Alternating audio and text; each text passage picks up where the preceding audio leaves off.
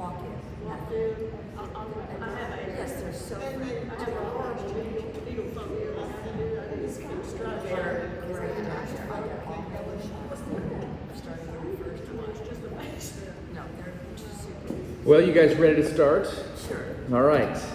1 Samuel chapter 26, but before we get into it, I want to remind you ahead of time that we will not be having class on the 21st, the 28th, or January 4th. So you are certainly allowed to read ahead, to review your notes, but we will not be meeting. I hope you guys have a great Christmas, Advent, Christmas, and New Year's season. The song, which I will not play, but it'll be for your own edification. The song for today is Daryl Hall and John Oates' 1988. Really forgettable. I was going to say unforgettable, but actually very forgettable song, Missed Opportunity. This album it was part of Hall and Oates' I think, decline, their low point after their initial success. Philadelphia Soul is the genre that Hall and Oates are known for. And of course, very famous for the song Rich Girl, probably their biggest hit. But they had this unfortunate album called Ooh Yeah in 1988, which I think the title says, you know that's not going to be good. So Missed Opportunity, though, is the song, and the reason I chose that song is because you'll see both Saul and David in this passage have missed opportunities, and we'll talk about why that is. And I'm curious for you if you ever feel like you have had an opportunity that you let pass by. Sometimes you are glad you let an opportunity go.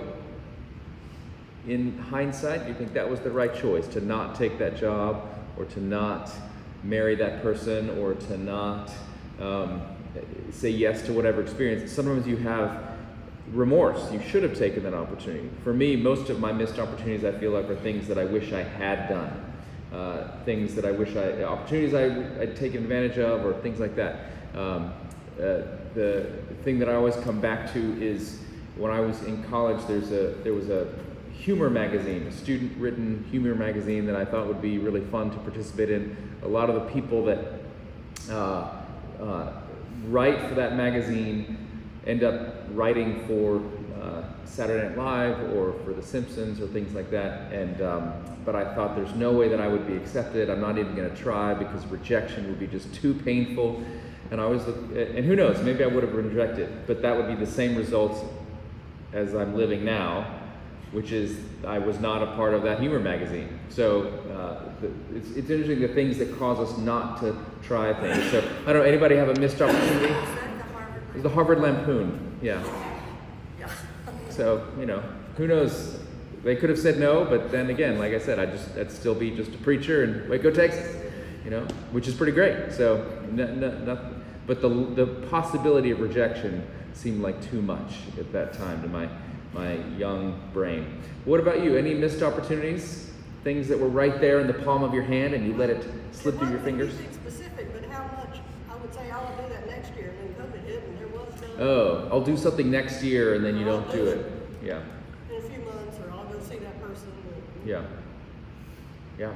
Anybody have a thing that you were glad you missed the opportunity? Glad you said no to the thing? Somebody you broke up with, and you're like, man, dodged a bullet on that one. Everybody's just thinking about it. Okay. All right. I guess, yeah. Well, if you think of anything, let me know. We'll talk about these missed opportunities as we walk through this passage. And the other thing that I will do at some point, I'm going to turn off the screens because my notes are all in here. I printed them out, but I think they're still on my table at home, which is less helpful.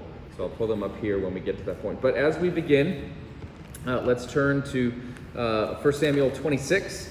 And just as a way of a recap, who did David marry at the end of chapter 25 last week? Or the week before? What? Two people, but who was the main one? Abigail, yes. And what was Abigail's husband's name? Nabal, that's right, yeah. And Nabal meaning fool, foolish, and he was.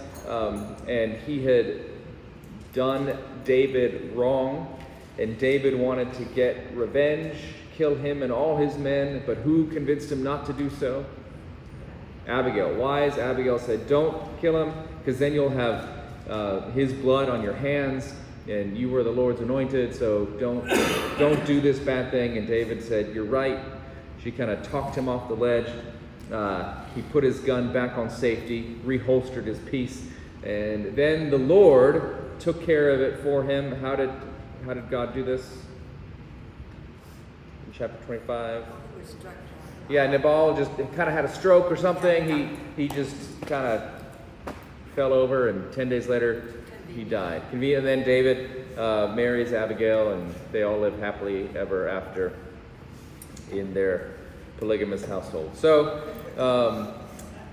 David is still on the run. He's still in the wilderness, and we'll find out kind of what happens today as we pick back up. So let's read chapter 26. Then the Ziphites came to Saul at Gibeah, saying, "Is not David hiding himself on the hill of Hakilah, which is on the east of Jeshimon?" So Saul arose and went down to the wilderness of Ziph with 3,000 chosen men of Israel to seek David in the wilderness of Ziph. And Saul encamped on the hill of Hakilah, which is beside the road on the east of Jeshimon. But David remained in the wilderness. When he saw that Saul came after him into the wilderness, David sent out spies and learned that Saul had come. Then David rose and came to the place where Saul had encamped. And David saw the place where Saul lay, with Abner, the son of Ner, the commander of his army. Saul was lying within the encampment, while the army was encamped around him.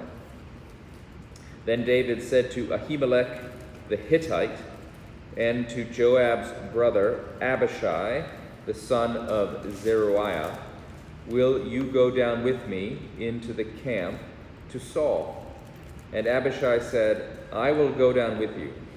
So David and Abishai went to the army by night, and there lay Saul sleeping within the encampment, with his spear stuck in the ground at his head, and Abner and the army lay around him. Then said Abishai to David, "God has given your enemy into your hand this day. Now please let me pin him to the earth with one stroke of the spear, and I will not strike him twice." But David said to Abishai, "Do not destroy him, for who can put out his hand against the Lord's anointed and be guiltless?" And David said, "As the Lord lives, the Lord will strike him, or his day will come to die, or he will go down into battle and perish. The Lord forbid that I should put out my hand against the Lord's anointed. But take now the spear that is at his head, and the jar of water, and let us go." So David took the spear and the jar of water from Saul's head, and they went away. No man saw it or knew it, nor did any awake, for they were all asleep, because a deep sleep from the Lord had fallen upon them. Then David went over to the other side and stood far off on the top of the hill, with a great space between them. And David called to the army and to Abner, the son of Ner, saying, "Will you not answer, Abner?"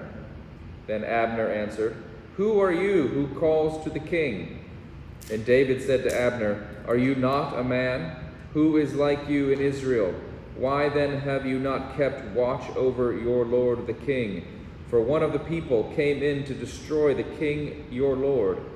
This thing you have done is not good. As the Lord lives, you deserve to die, because you have not kept watch over your lord, the Lord's anointed. And now see where the king's spear is, and the jar of water that was at his head." Saul recognized David's voice and said, "Is this your voice, my son David?" And David said, "It is my voice, my lord, O king." And he said, "Why does my lord pursue after his servant? For what have I done? What evil is on my hands? Now therefore let my lord the king hear the words of his servant. If it is the Lord who has stirred you up against me, may he accept an offering. But if it is men, may they be cursed before the Lord. for they have driven me out this day, that I should have no share in the heritage of the Lord, saying, Go, serve other gods. Now therefore, let not my blood fall to the earth away from the presence of the Lord. For the king of Israel has come out to seek a single flea, like one who hunts a partridge in the mountains. Then Saul said, I have sinned. Return, my son David, for I will no more do you harm, because my life was precious in your eyes this day. Behold, I have acted foolishly, and have made a great mistake. And David answered and said, Here is the spear, O king. Let one of the young men come over and take it. The Lord rewards every man for his righteousness and his faithfulness, for the Lord gave you into my hand today, and I would not put out my hand against the Lord's anointed.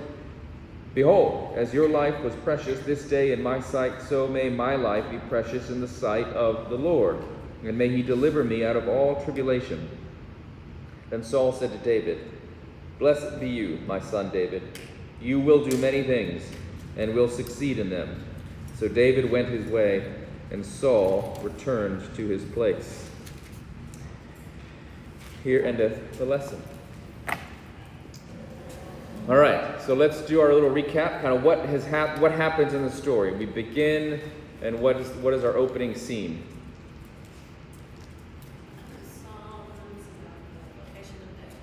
Yeah, Saul learns about the location of David. How does he learn? The spies tell him, but who tells him specifically? What? The Ziphites, exactly.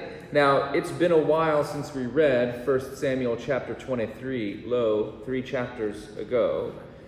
But in that chapter, we read in verse 19, Then the Ziphites went up to Saul at Gibeah, saying, Is not David hiding among us in the strongholds at Horesh, on the hill of Hakilah, which is south of Jeshimon?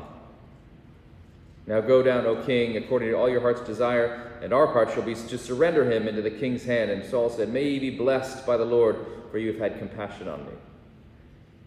So, deja vu. Because this morning we read, Then the Ziphites came to Saul at Gibeah, saying, Is not David hiding himself on the hill of Hakilah, which is on the east of Jeshimon? So apparently this hill is just a favorite hiding place of everybody. And maybe David maybe he stashed some supplies there, but he's back in the same place. And the Ziphites, having been blessed by Saul for previously selling David out, they are doing the same thing again. And it's not surprising that you might not want a fugitive from the king hiding in your country, because that could put a target on your back. So they continue to betray David, betting on Saul. Yes, Ralph? This gets very confusing to me. Yeah. My annotated version Yes. says that there are two sources for this book. They call it the early source and the late source. And sometimes they describe the same incident, but with different details. Yep. And that's what that looks like here to me, that we're really talking about one time when Saul and David are confronting one another. One time he takes a spear and a jar of water and he spares Saul's life. Another time he cuts off his robe, but it sounds like all the same thing. It's really hard to follow chronologically and what really happened.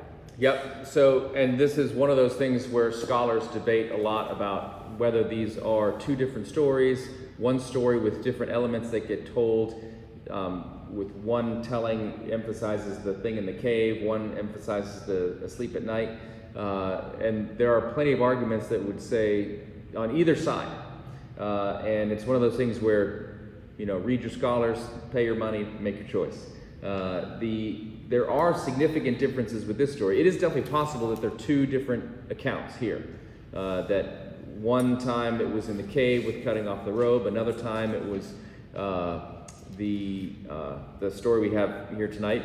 It's certainly possible.